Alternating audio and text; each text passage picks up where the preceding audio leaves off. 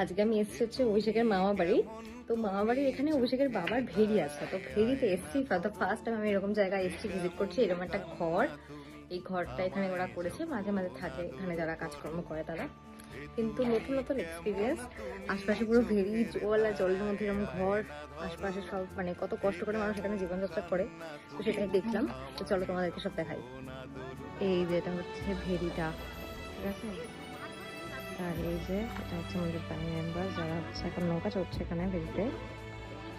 এখানে ওনারা কাজ করেন, ওনারা মাছ কাটছেন। চিংড়ি মাছেরই ব্যবসা, তো প্রচুর চিংড়ি মাছ ধরা হয়েছে। সব চিংড়ি মাছ এখানে কাটা হচ্ছে। আর এই যে এখানে হচ্ছে রান্না হয়, এরকম রান্নার জায়গাটা।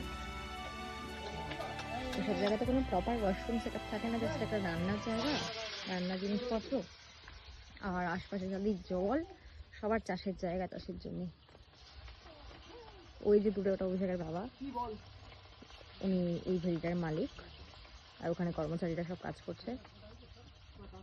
এই হচ্ছে আশপাশ।